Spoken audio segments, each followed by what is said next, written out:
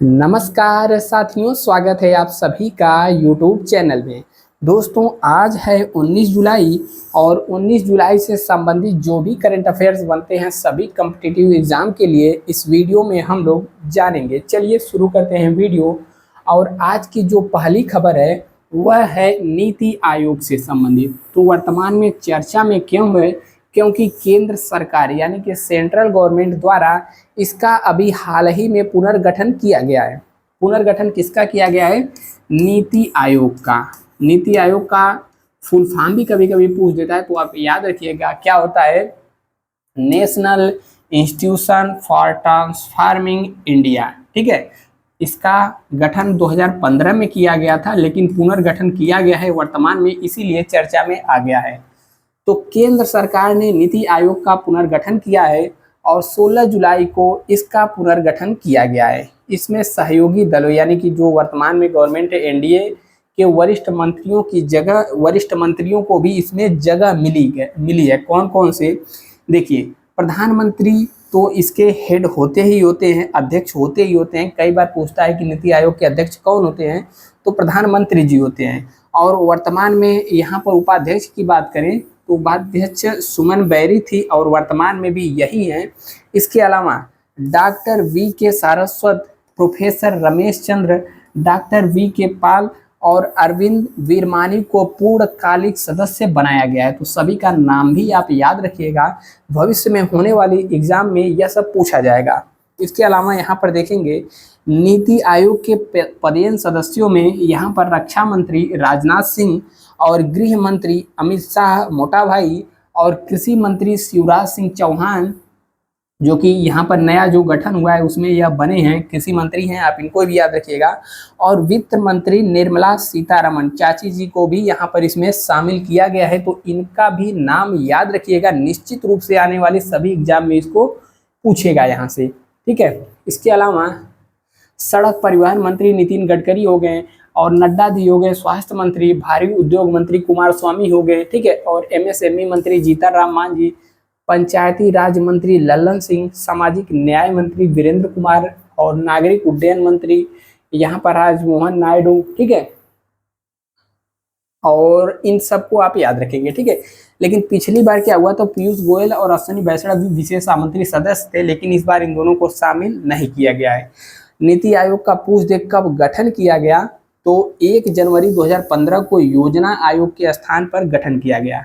योजना आयोग का क्या काम था, तो जो योजनाएं लागू की जाती थी उससे पहले बनाता कौन था? योजना आयोग के द्वारा भी इसका निर्माण किया जाता था, इसके बाद ही गवर्नमेंट के सामने यह सब प्रस्तुत किया जाता था। ठीक है, तो वर्तमान में इसका स्थान नीति आयोग ले लिया है और इसके बारे में इतना आप याद रखेंगे। ठीक है, और यह सब भी आप इसको याद रखेंगे। उपाध्यक्ष कौन है, तो के सुमन बैरी हैं और अध्यक्ष प्रधानमंत्री जी होते हैं। अगला प्रश्न हमारा आता है, गर्मी बहुत है भैया।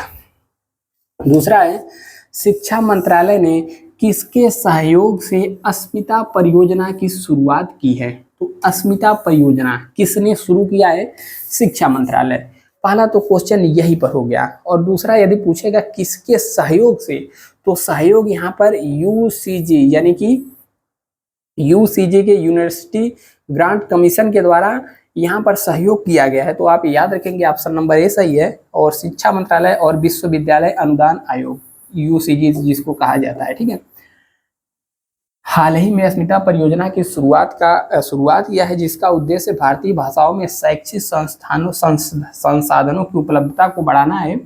अस्मिता प्रोजेक्ट अगले 5 वर्षों के भारतीय भाषाओं में 22,000 से भी ज्यादा किताब विकसित करने की एक पहल है।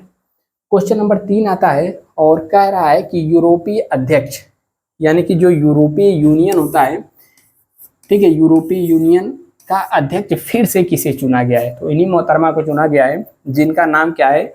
रोबर्टा मेत्सोला।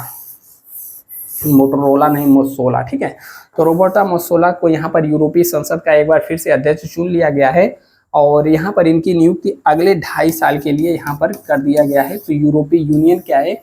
यह यूरोपीय देशों का एक बड़ा समूह है जिसमें क्या होता है कि जैसे बहुत सारे देश इसके सदस्य रहते हैं, वह आपस में एक दूसरे देश में जा सकते हैं, व्यापार कर सकते हैं, कोई भी वीजा पासपोर्ट वगैरह की जरूरत नहीं लगता है। ठीक है, क्वेश्चन नंबर यहाँ पर नेक्स्ट आता है चौथा, हाल ही में किस राज्य में पहली बर्ड गैलरी की स्थापना की गई है? बताइएगा।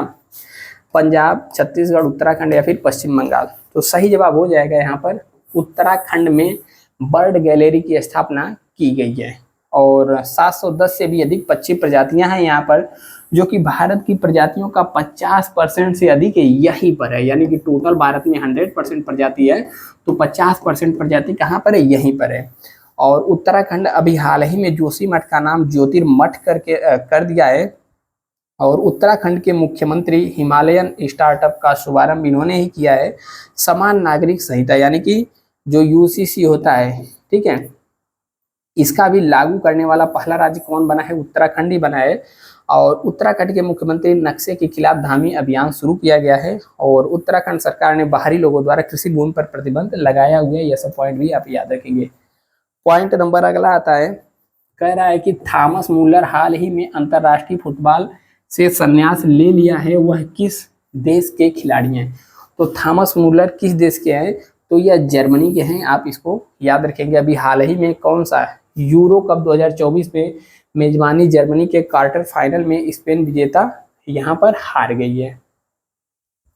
तो जर्मनी के फुटबॉल खिलाड़ी थॉमस मुलर हैं। और कहाँ पर हुआ था?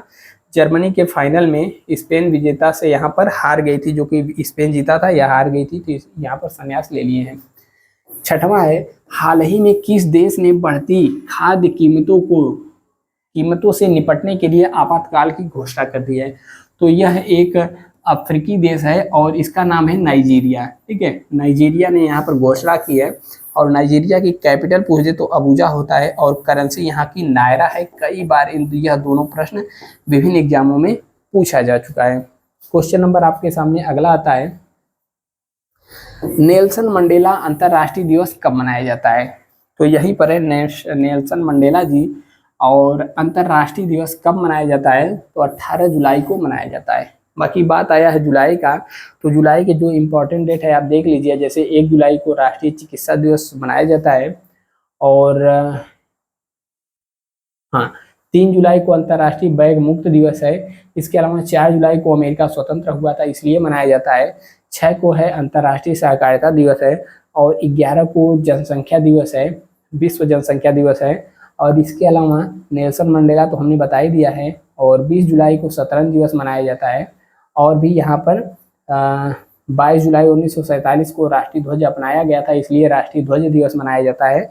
और सीआरपीएफ दिवस, ठीक है, तो इतना आप याद रखेंगे, पूछता है। बाकी बाघ दिवस भी कई बार पूछा है, 29 जुलाई।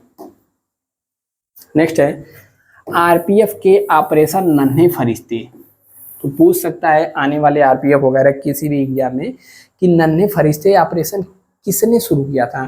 तो आरपीएफ के द्वारा शुरू किया गया था, जिसने पिछले 7 वर्षों में 84,119 बच्चों को बचाया है। कहाँ से बचाया है?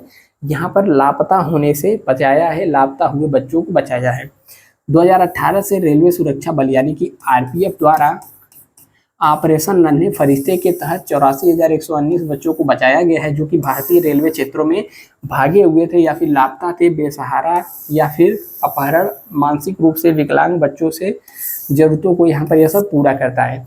बचाए गए बच्चों को जिला बाल कल्याण समिति को सौंप दिया जाता है। साथ ही 135 से अधिक रेलवे स्टेशनों पर बाल सहायता डेस्क स्थापित किए गए हैं, जिससे जागरूकता बढ़ाई जा सके। ठीक है, क्वेश्चन नंबर यहाँ पर नेक्स्ट आता है, पूछेगा क्वेश्चन, किस राज्य सरकार ने पुलिस, खनन और जेल विभाग की भर्ती में अग्निवीरों के लिए 10% आरक्षण दे दिया है?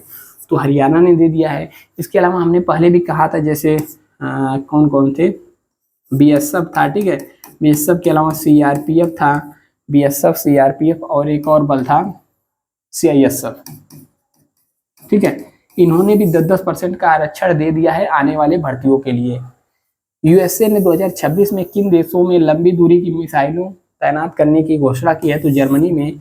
इसके अलावा एशियाई हाथी को हर्पीज वायरस के लिए दुनिया का पहला टीका कहाँ पर खोजा गया है? यूएसए में। दोस्तों गर्मी बहुत है, मिलते हैं फिर नेक्स्ट वीडियो में। और तब तक के लिए जय हिंद। वीडियो देखते रहिए और चैनल पे पहली बार आए हैं तो सब्सक्राइब वाला दोस्त बटन दबाना नहीं भूलना है। मिलते हैं नेक्स्ट वीडियो में।